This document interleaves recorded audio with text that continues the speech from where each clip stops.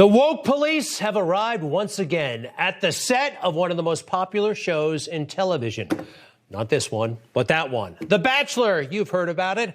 All those beautiful locations, the beautiful people, the casual sex. It's a pretty popular show, but they're ruining it. Just like the woke police and the far left are trying to ruin so much. They're acting like this is a real serious situation, though, over there. It involves Chris Harrison, the host, and something he said. We'll get to that in a moment. But again, this is very serious. Michael's exclusive interview with Bachelor host Chris Harrison. That's Harrison's first interview since stepping away from his signature franchise, Michael. Yes, George, and in the wake of the racism controversy that plagued the first season of the show featuring a black bachelor, I've sat down with the longtime host to find out what was behind his contentious remarks. Wow, this does look pretty serious. George Stephanopoulos and then the exclusive and the contentious remarks. All right, I'm going to take it from here for a moment, Michael. This is all about a contestant named Rachel who wore the wrong dress to a party about 3 years ago. Some folks are offended by the dress. Anything related to pre-Civil War South, if you engage in it in any way, you're a racist. And the host of this show, a guy who I never really noticed too much, named Chris Harrison, was interviewed about all this, and he spoke from the heart, and he said this. Well, Rachel, is it a good look in 2018 or is it not a good look in 2021? It's not a good look ever because she's celebrating the old South. If I went to that party, what would I represent at that party? I don't disagree with you. You're 100% right in 2021. That was not the case in 2018. And again, I'm not defending Rachel. I just know that, I don't know, 50 million people did that in 2018 between, it's like that was a type of party. Again, I am not the woke police. There's plenty of people who will do that for us in this world right now. The woke police is out there, and this poor girl, Rachel, who has just been thrown to the lions. I don't know how you are equipped when you have never done this before to be woke enough, to be eloquent enough, to be ready to handle this. I thought he was being totally reasonable in defending this young woman who may have made a fashion mistake. Again, Rachel wearing this dress to a antebellum themed party. Well, all hell broke loose after he said what he said, that perhaps she deserves a little bit of compassion before the whole world cancels some 20-year-old college student. That is not the right message in today's America, though, and he had to apologize big time because he's struggling to hold on to his job. I am saddened and shocked at how insensitive I was in that interview with Rachel Lindsay. And I didn't speak from my heart, and that is to say I stand against all forms of racism, and I am deeply sorry. I'm sorry to Rachel Lindsay, and I'm sorry to the black community. Wow. That's a lot of apologizing there. We all are against racism. We all are.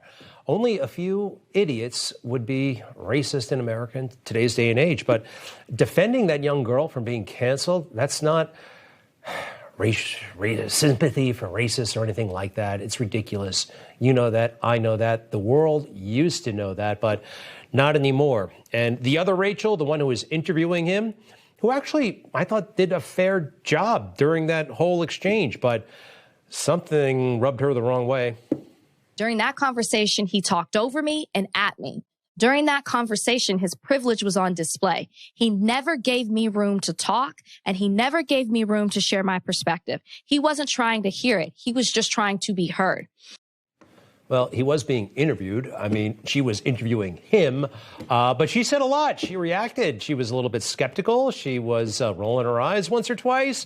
She said her piece as well. She made herself very clear, but she deserves an engraved apology, and she's getting one. And Chris Harrison still apologizing.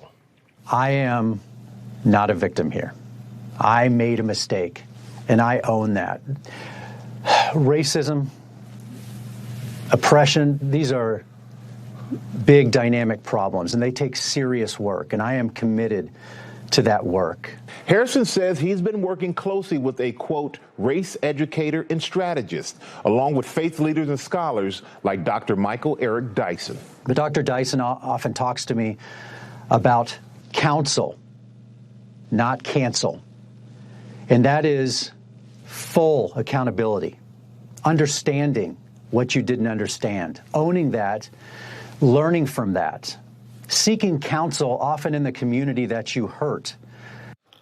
He's acting like he ran over a child while he was drunk driving. This is way too much. He is being punished, though, again, barely holding on to his job. He's already been removed from the season finale. Also, he's got to hang around with that Michael Eric Dyson character that Strahan just mentioned. This guy's a piece of work. Why the rage, bruh? You're doing well, but you're a mean, mad white man. And you're going to get us right. And I have never seen so much whine and snowflaking. Jordan Peterson is suffering from anything except an exaggerated sense of entitlement and resentment, and his own privilege is invisible to him, and it's manifest with lethal intensity and ferocity right here on stage. Jordan, I'm going to have to let you respond to that if you live. So the new counselor that Mr. Harrison has is somebody who goes around calling white people during a debate angry white people, an angry white man. Wow, that's something, isn't it?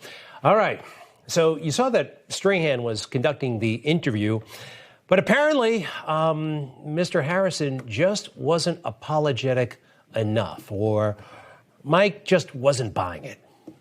His apology is his apology, but it felt like it got nothing more than a surface response on any of this. And obviously, he's the man who wants to clearly stay on the show, but only time will tell if there is any meaning behind his words. Wow. Okay. Yes, he'd like to keep his job. Is that okay, Michael? I know you've got like 15 jobs in television, and apparently Michael and ABC, they're coming together on this. Strahan might be anchoring this show. ABC wants Michael Strahan to take over as Bachelor host, huh? Isn't that something? Now, this is not just happening, with the elites. This happens at the depot, at the bus depot. This kind of racial silliness is starting to pervade everywhere. The good news is even liberals are figuring out that cancel culture doesn't work. This is crazy, and it needs to stop. Corporations are usually the last to get the memo. Maybe when they start losing money somehow in all this, they'll snap back to normalcy. But anyway, folks, I want to talk about believing women. We should believe all women, right? Mainstream media will tell you, though, that only certain women are to be believed, especially those that are coming after conservative men. We saw that with Christine Blasey Ford. Remember her allegations against Judge Kavanaugh? The whole country stopped and watched those hearings. But what about Tara Reade? Do you even know who Tara Reade is? Tara Reade is a woman who says she was sexually assaulted by Joe Biden in the early 1990s. Pretty serious allegation, received very little media coverage. She was available and nobody would interview her. The mainstream networks looked the other way, newspapers did.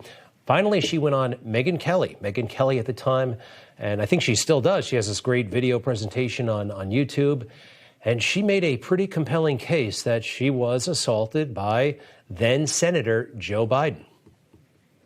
I remember going down the Russell Building floors, and so I don't know if I was in the first floor or the basement, but there's corridors that lead to the Capitol and that kind of thing, and it happened all at once. So he had one hand underneath my shirt, and the other hand, I had a skirt on, and he went down my skirt and then went up. And I remember I was up almost on my tippy toes. And when he went inside the skirt, he was talking to me at the same time, and he was leaning into me. And I pulled this way away from his head, I remember. And so he was kissing my neck area, and he whispered, "Did I want to go somewhere else?" in a low voice.